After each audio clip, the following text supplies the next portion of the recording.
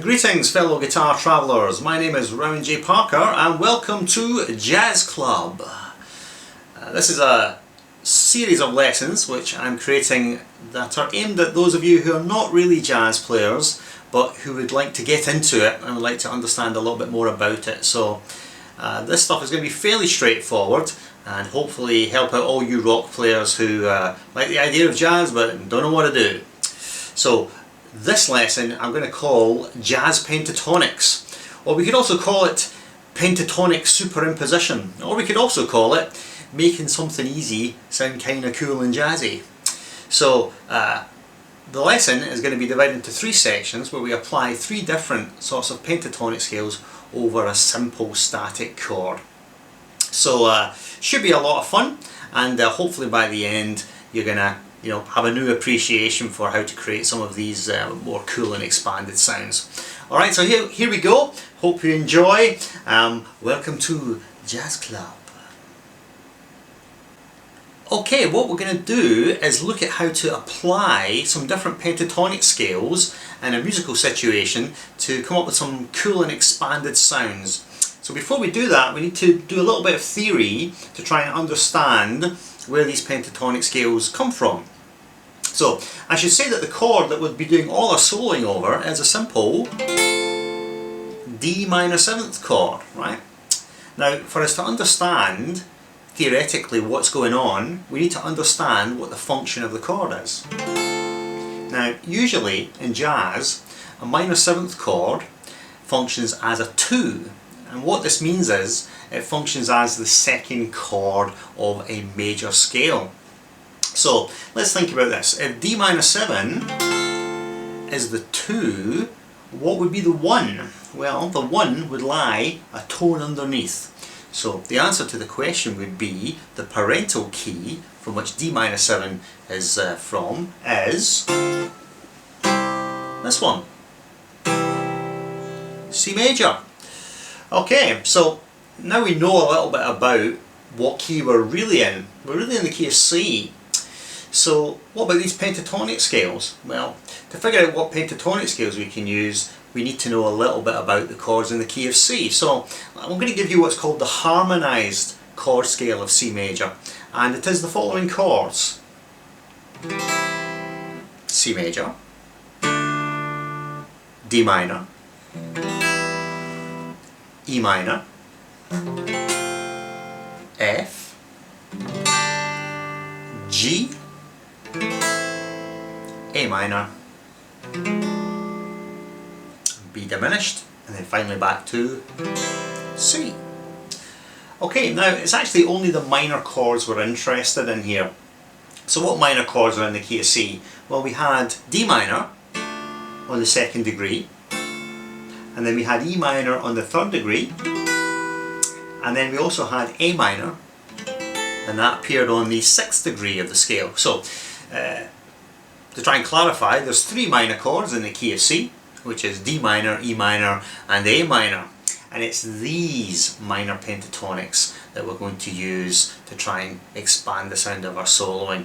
So let's move along to the first playing demonstration, which is just using a very obvious scale over D minor 7, which would be D minor pentatonic. So let's have a listen.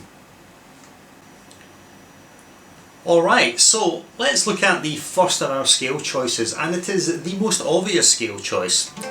I'm sure that if I said to you, we're going to solo over a D minor or a D minor 7, was to say, well, what scale would you use? Most people who knew anything about chord scale relationships would go, well, I could probably use, D minor pentatonic.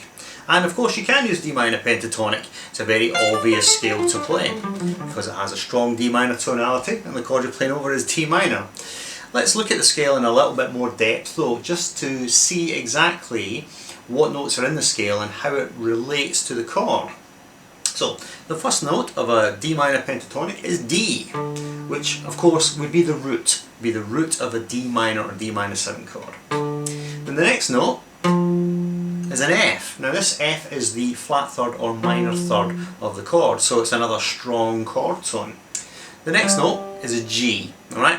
Now G is the 4th degree, or also known as the 11th degree of the scale, so it's not in the chord, but it's quite a nice and acceptable colour tone anyway. The next note is A, which is the 5th of the D minor chord, D minor 7 chord. And the last note is C, which is the minor 7th or flatted 7th of the D minor 7 chord. So you can see that when we play a D minor pentatonic scale, we're really getting all the notes which are in a D minor 7 chord, plus this note, which is the 4th or 11th, which is quite a nice colour tone anyway. So that's why the scale works. However, really it's quite a boring sounding scale because it's not expanding the sound of the chord at all. It's really just saying, hey, I'm a D minor 7 chord with one extra note. So in terms of colour, harmonic colour, which is what jazz players are quite often after, it's not tremendously exciting, but still nevertheless can produce good results. So we're going to give you a little demonstration of playing a D minor pentatonic over a D minor 7 chord.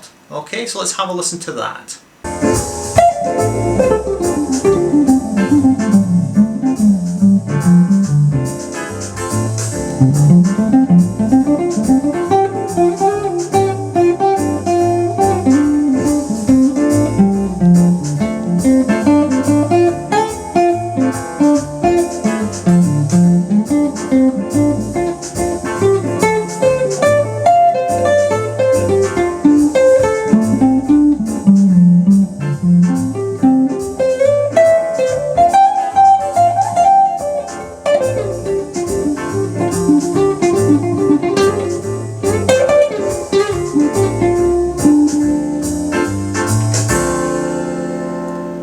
So, I think you can get the idea listening to that it's a very, what we would call, inside sound.